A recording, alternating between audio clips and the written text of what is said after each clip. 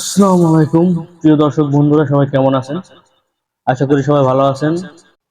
আজকে আমরা জানবো বাংলা প্রাচীন ইতিহাস নিয়ে। তো আমাদের বাংলার প্রাচীন ইতিহাস জানতে হলে আমাদের অনেক পিছনে চলে যেতে হবে, একদমই অনেক পিছনে। তা প্রায় 20,000 বছর পূর্বে প্রস্তর যুগের, ওটা নিয়ে আলোচনা করতে হবে। আমরা প্রস্তর যুগ সম্পর্কে মোটামুটি জানার চেষ্টা করব। তো 20,000 বছর পূর্বে প্রস্তর যুগের এবং প্রায় 4,000 বছর পুরনো তাম্র যুগের ধ্বংসাবশেষ বাংলায় পাওয়া গেছে।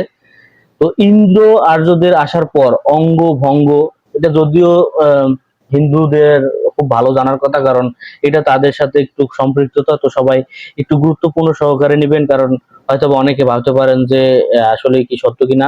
কিন্তু এটা যেটা অরিজিনাল যে তথ্যটা, আমি সেটাই দেওয়ার চেষ্টা করতেছি প্রাচীন আমল নিয়ে। আসলে তো সবাই ধৈর্য সহকারে দেখবেন, তাহলে বুঝতে পারবেন। তো ইন্দো আর্যদের আসার পর অঙ্গ বঙ্গ এবং মগধ রাজ্যের গঠিত হয়। তো ওই সময় খ্রিস্টপূর্ব দশম শতকে ওই রাজ্যগুলি বাংলা এবং বাংলার আশেপাশে স্থাপিত হয়েছিল। তো অঙ্গ বঙ্গ ও মগধ রাজ্যের বর্ণনা প্রথমে পাওয়া যায় অর্থবেদে, প্রায় 1200 খ্রিস্টাব্দ।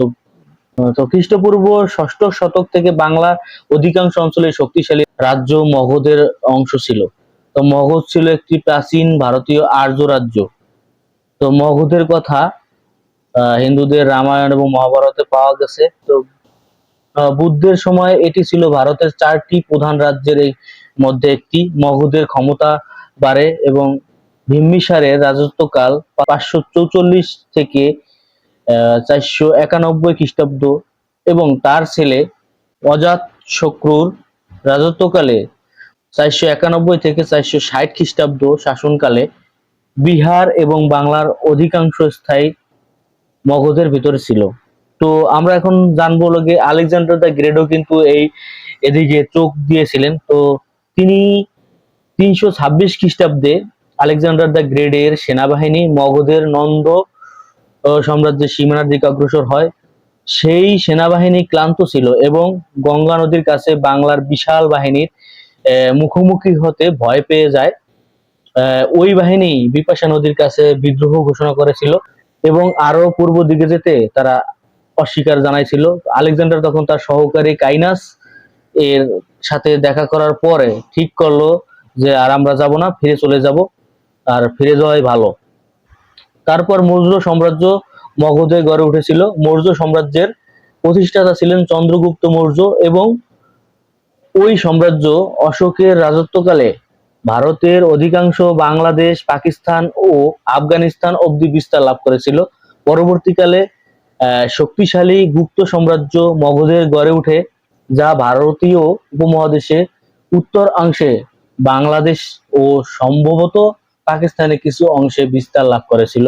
এই কারণে আসলে বলা হয় যে বাংলার ইতিহাস জানতে গেলে, বাংলার ইতিহাস বলতে এখন বাংলাদেশ, ভারতের পশ্চিমবঙ্গ, ত্রিপুরা এবং আসামের বারাক উপত্যকায় বিগত 4 সহস্র শতাব্দীর ইতিহাসকে বোঝায়।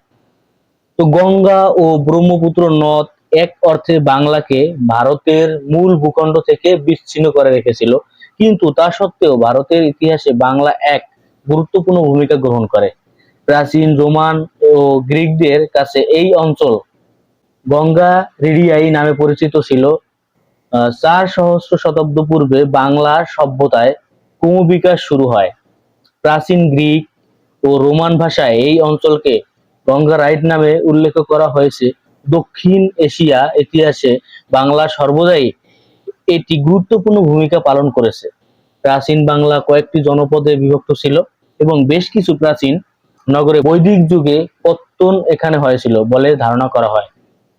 প্রাচীন বাংলার আদিবাসীরা ভারত মহাসাগরে অবস্থিত বিভিন্ন দ্বীপে উপনিবেশ স্থাপন করেছিল। পারস্য, আরব এবং ভূমধ্যসাগরীয় অঞ্চলের সাথে বাংলার দূর বাণিজ্যিক সম্পর্ক ছিল। ওই অঞ্চল মৌর্য ও গুপ্ত সাম্রাজ্য সহ আরো অনেক ভারতীয় সাম্রাজ্যের অংশ ছিল। বাংলা বিভিন্ন সময় আঞ্চলিক শাসকদের রাজধানী রূপে স্বীকৃতি পেয়েছে। প্রাচীন দুর্গ, নগর, গৌর কখনো একটি জনপদ রূপে গড়ে উঠেছিল। বহু বছর ধরে বাংলার রাজধানী ছিল। 8ম থেকে 11 শতকে বৌদ্ধ শাসক পাল আমলে এবং 11 থেকে 12 শতকে হিন্দু শাসন সেন আমল শাসনকালে বাংলার রাজধানী ছিল গৌড়। এই সময় বাংলা ভাষা, সাহিত্য, সঙ্গীত, কলা, সংস্কৃতি এবং স্থাপত্যের প্রভূত উন্নতি হয়। 13 শতাব্দীর পর এই অঞ্চল মুসলমান সুলতান বারভূঁইয়া এবং হিন্দু রাজন্যবর্গের দ্বারা শাসিত হয়েছিল।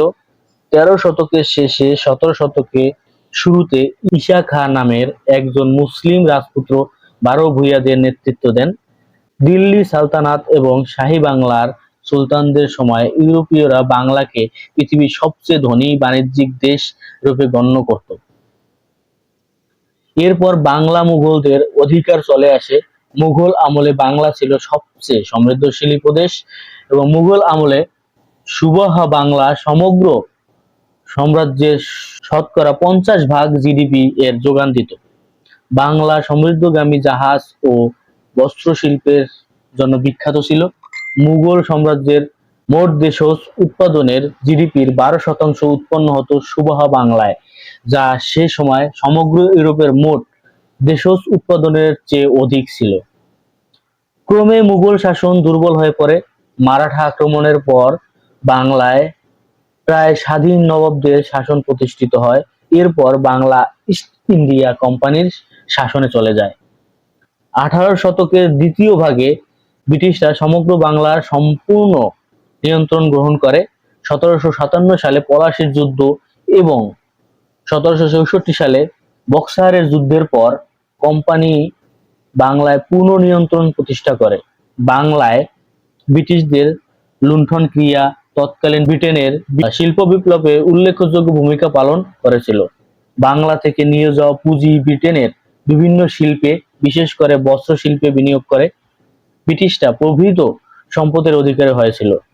একই সাথে এই লুণ্ঠনের ফলে বাংলায় শিল্পায়ন ব্যবহৃত হয় এবং দুর্ভিক্ষ দেখা দেয়।